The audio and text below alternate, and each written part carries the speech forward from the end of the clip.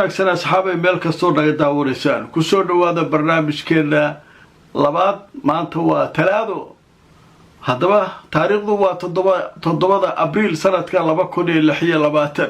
gabi ahaan barnaamijkeena waxaynu idinkugu haynaa wararkii ugu waaweynaa ee ka soo kordhay xaaladda bariga dhexe gaar ahaan xiisada ka jirta dagaalka iyo culus ee u dhaxeeya Iran oo dhinaca ay awlaadeeda iyo Mareykanka iyo Israa'iil haddaba wararkii ugu dambeeyay waa warar iska soo daba dhacay yaab leh ninkii Trump wuxuu sheegay ilbaxnimada Iran iyo horumarka soo jireenka ah ee kumanaan sano soo jiray inay dhiman doonto caawa ugu dambayso waa la xabaalayaa mana soo noqonayso Iran dambe waa laga sheekaysan doonaa warka caawa muxuu soo wadaa warcaawa ninkan muxuu samayn doonaa Mareykanka waxaa wareeriyay maqaalo maalmahan la qoray oo ku saabsan Iran waxay jirtaa 2000 oo sano ka badan xadaaradeeda Mareykanna 300 oo sano ma dhama inta Mareykan la leeyahay xadaaradiisu xataa ma gaarsi waa 200 iyo xoogaa marka nimanka xadaarada leh sidee u jibin karaan ninka marka waxa soo wareeriyay ninkan social media oo aad ugu dhex jira waxa la qoraa waxa dhow la socdaa hadda marka muxuu la soo istaagay way dhiman doontaa ilbaxnimada Iran macna Iran meel kasta ka baabi'in doona caaw mana soo noqon doonto abadan warniku nuclear caaw ridi raba adduunkii oo dhan ayaa ban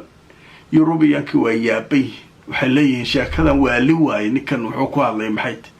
adduunkii oo dhan hadlaya warnikan muxuu samayn rabaa war xaalku sida wala yaabay haddaba markaan idin soo wararkii ugu dambeeyay arrinka laga qoray ninkii Trump wuxuu yiri Iran xadaaradeeda gabi ahaanba satamut al-layla caaway dhiman doontaa mana soo noqonayso yiri abadan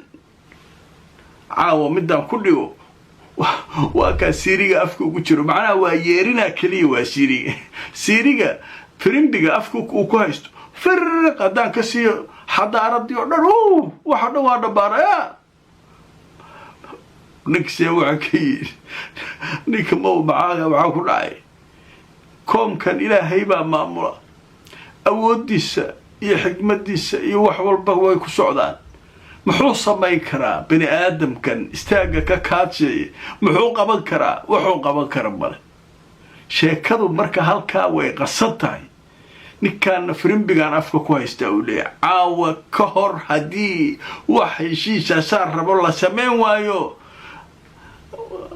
Iran waa xudays Iran marka nima sida ku baqay biya mayo jawaabahoodii iyo waxoodii way noo soo socdaan oo hadda iyaguna ay soo saareen laakiin marka hore waxaan israaxsanaynaa Mareykanka waxa ka soo baxay sheeko kale oo yaab la soo baxay qaar kamid ah xildhibaanada baarlamaanka Mareykanka waxay yiraahdeen ninkan waa mukhtal aqli waxa af carbeedka lagu yiraahdo waa nin waalan maba fayoobay yiraahdo ninka Trump la leeyahay waa waalan yahay xildhibaanada Mareykanka qaar kamid ah waxay yiraahdeen maba u qalmay yiraahdeen ninkan inuu dal hogaamiyo ninkan maskixiin maba fayoobeen waxa uu ku hadlaa wax nin mas'uul ku hadlaba ma caruurta waxay ku ciyaarayso ku hadlaa haddaba markaan idin soo wararkii ugu dambeeyay haddaba jirada leeyahay ra'yul yawm waxay leedahay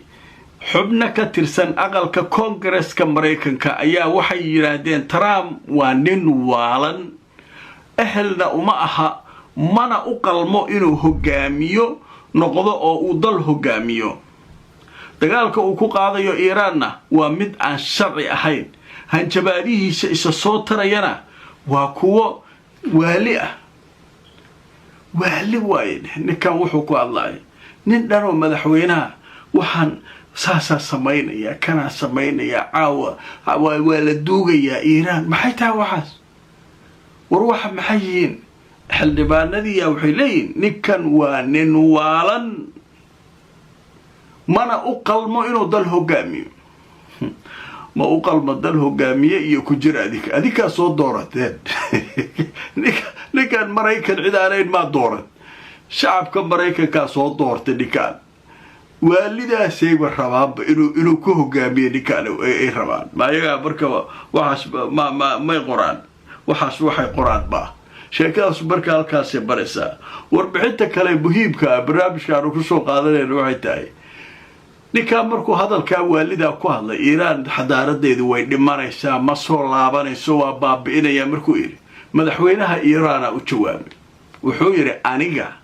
madaxweynaha ah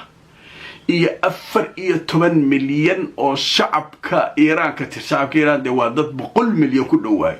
14 milyan oo shacabka ka tirsan iyo aniga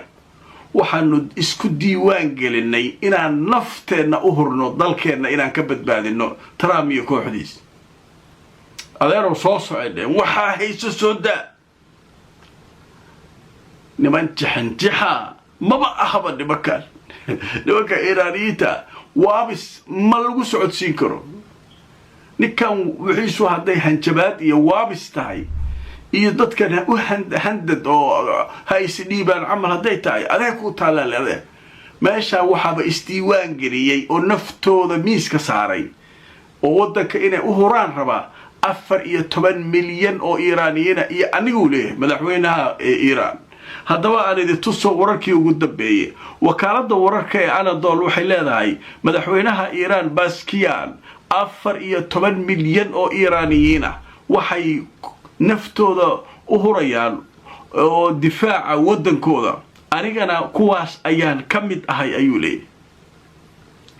anigana kuwaas ayaan kamid ahay soo soco marka waxaan kala helno waxba naga siin adduunka dhawaaqeynaya war waxaan meeshaan maxaa ka soo socda war caawa ninkan muxuu samayn rabaa maxaa dhacaya saasoo ay tahay duqeymaa maanta dhacay Iiraan waxbay duqeysay Iiraanna jasiiradda leeyahay kharaj waa la duqeeyay Israa'iil waxay sheegtay inay duqeysay goobo tareenada iyo muhiim u ah isu socodka gudaha Iiraan ay duqeeyeen howlahaas kuwan Iiraaniyiinta iyo Xisbullah iyaguna way adeegteen shaqada maalmeedkaas caadiga way socotaa nin walba nagta laga saaraya dhinacaan waa la isgaraacayaa laakiin midda weyn oo ninkan leeyahay Iiraan satamut way dhiman doontaa xadaaradeeda dhamaanteed waliba biakmaliha oo kulay wax kasto waa baabi'inayna Iiraan ونكو أود بدرا محاتا وحنا وطني كان منوكل يرو كوبا بإنها دور حبة مو كل فربا إيران محاد الدورة أدوك يرنا قايليني هذا وحن أركي فرنسيس كأيو يوروبيان كأيو ورئيسو صارين وحليهن أريتهم ووالي وروحن هلقتشو وروحن أدون كان لباتكلو يو مالكلو هلسو نقارسينا إليه يا نقي سنة بشار نتراب لإيران جوغا وياه waxaa hadlay taliyaha ciidamada cirka Iiraan isaguna war soo saaray hadaba aan aragno telefishinka Al Jazeera wuxuu leeyahay taliyaha ilaalada kacaanka Iiraan oo marka isagu qaabilsan dhinaca ciidamada cirka ayaa waxa uu sheegay inay si labalaabi doonaan duqeymaha ay isticmaali doonaan kuwa cusub iyagoo la soo bixi doona gantaalahooda halista badan Faatix iyo Khaybar Shakil marxalad cusub ayuu dagaalka galay leeyahay alaabteena waa diyaarsanay Faatix iyo ninka khabar oo Shakil maalina labada gantaal oo alaabtii sida saan u soconay maaratay maska oo kale alaabahaas aan banaanka la soo baxnay marxalad jadiida alla galay dheen ninka taraama caawa wuxuu soo wado jawaabahooda annagana bixinayna wallahi wallahi sayaabesh wallahi soo dhaartay wax nabada oo wadada ku soo jirana ma jirta wala wanaagsan asxaabay meel kasto aad joogtaan ku soo dhawaada mar kale iyo qaybihii ugu dambeeyay barnaamijkeena labaad maanta oo ah talaado qaybihii ugu dambeeyay barnaamijkeenu marina haddaba qaybahan ugu dambeeya barnaamijka waxaynu alaaba ku dulbarnaa intaynu barnaamijka ku jirnay wixii warar soo kordhay haddaba wararka soo baxay waxa ay sheegayaan in sawaariiq laga soo ganay dhanka Iiraan ay hadda ku wajahan yihiin oo laga difaacayo magaalooyinka Qudus iyo Tel Aviv waliba deegaanka la yiraahdo Tel Aviv al-Kubra ayaa la leeyahay dhanka kale iiraaniyiintu waxay sheegeen in qof uu dhintay 11 kalena ay ku dhaawacmeen markii weeraro lagu soo qaaday goobo muhiim ah oo ku yaala gudaha dalka Iiraan. dhanka kale wargeysyada qaar ka mid ah Iiraan waxay sheegayaan in wada xaajoodyada wadadoodii wali ay furan tahay laakiin cid tanaasushay aanay jirin. macnaha cid wada hadalka Iiraan ma diidana, shuruuday wadataa, Mareykan shuruudo wataa, shuruudahan hadii la yeelo okay waa la heshiiyay, laakiin hadii aan wax shuruuda meesha la keenin sidaas ay ku soconaysaa. marka caawa waa arkeynaa kulli barnaamij kala noo haray wixii caawa iyo waxa soo kordhaya waan eegi doonaa barnaamijka saddexaadan ku faahfaahin doonaa hadii inta barnaamijkaas ka horeysa uusan Trump wax samayn hadduu rabo waa ka laabto iska leeyahay ninkan nin caadi ma aha sida xildhibaanada baarlamaanka ay sheegeen Mareykan. barnaamijkii waa naga intaan mar kale kulmayno nabadgelyo.